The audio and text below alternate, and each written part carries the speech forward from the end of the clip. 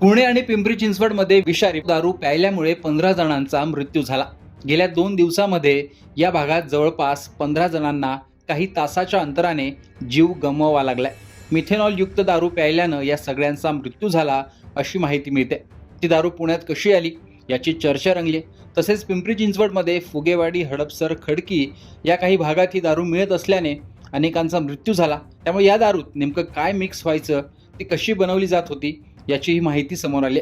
समोर आलेल्या माहितीनुसार उरुळी कांचनमधील राजेश्याम प्रजापती हा दारू तयार करण्याचं काम करायचा। तसेच योगेश वानखेडे आरोपी जो आहे हा प्रजापतीकडून दारू खरेदी करून पुणे आणि पिंपरी चिंचवडमधील वेगवेगळ्या दारूच्या गुत्त्यांवर ही दारू विक्री करायचा। हे दारूचे गुत्ते अवैध होते। योगेश वानखेडे हा दारू विक्री करणारा गुन्हेगार आहे। मात्र यावेळी योगेश वानखेडेने प्रजापतीकडून दारू खरेदी केल्यानंतर अधिक फायदा कमवण्याच्या, अधिक पैसा कमवण्याच्या उद्देशाने त्याने यामध्ये मिथेनॉल मिसळलं। मिथेनॉलमुळे दारूचं प्रमाण दुप्पट झालं, ज्यामुळे वानखेडेला त्याचा फायदा झाला, नफाही दुपटीने वाढला।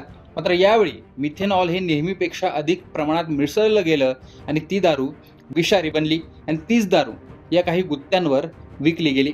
वानखेडेने ती दारू पिंपरी चिंचवडच्या फुगेवाडीच्या दारू गुत्ता चालवणाऱ्या कर्नल सिंह विरखा आणि गुरमीत सिंह विरखा या बापलेकांनाही विकली। अनेकांच्या मृत्यूला हाच बेकायदेशीर गुत्ता कारणीभूत ठरलेला आहे। तसेच योगेश वानखेडेने त्याच्याकडील दारू ही खडकी भागात, पुण्यातील वडारवाडी भागात, त्यासोबतच हडपसर आणि काळेपडळ या भागातही दारू गुत्ता चालवणाऱ्यांना विकली आणि त्या भागातच अनेक मृत्यू झाले।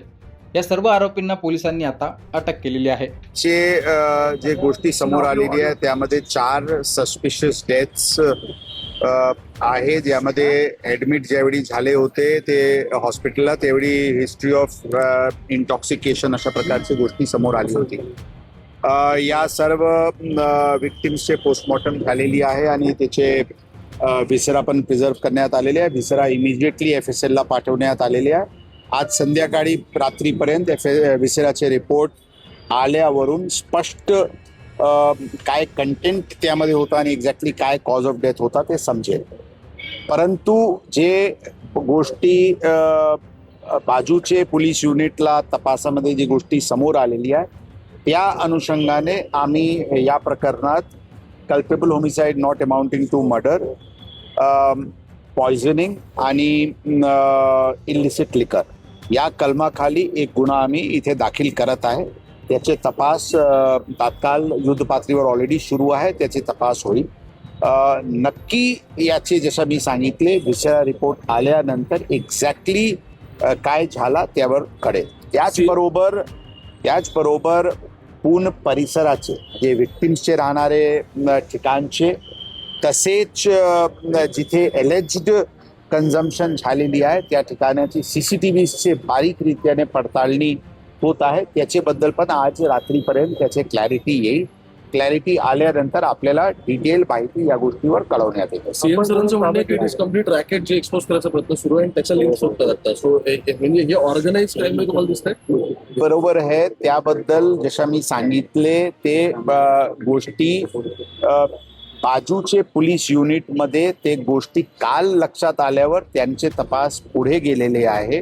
त्याबद्दल मला काही टिप्पणी करणे योग्य किंवा संयुक्तिक नाही आहे, परंतु यामध्ये जे कोणी सामील असतील त्याबद्दल 100% युद्ध पातळीवर कारवाई होईल। ऑलरेडी ते जसं मी सांगितले कालपासून जे दुसरा जॉईनिंग पोलीस युनिट त्याच्याबद्दल तपास करत आहे यांच्या ताब्यात या प्रकरणाचे भौतिक सगळे आरोपी असतील।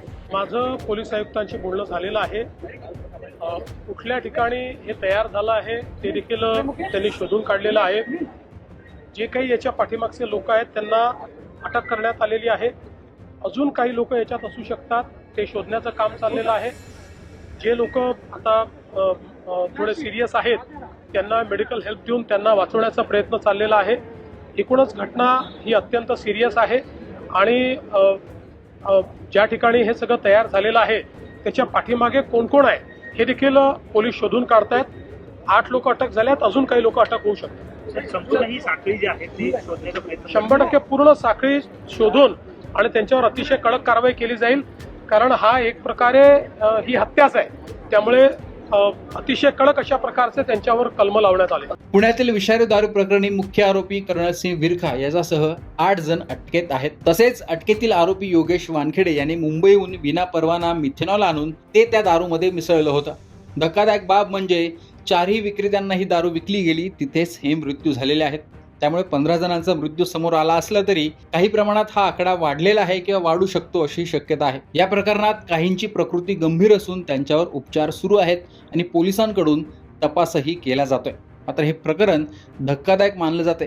पुण्यासारख्या शहरात दारूच्या गुत्त्यावर अशा पद्धतीने दारू बनवून विकली जाते आणि त्यामुळे मृत्यू होत आहेत.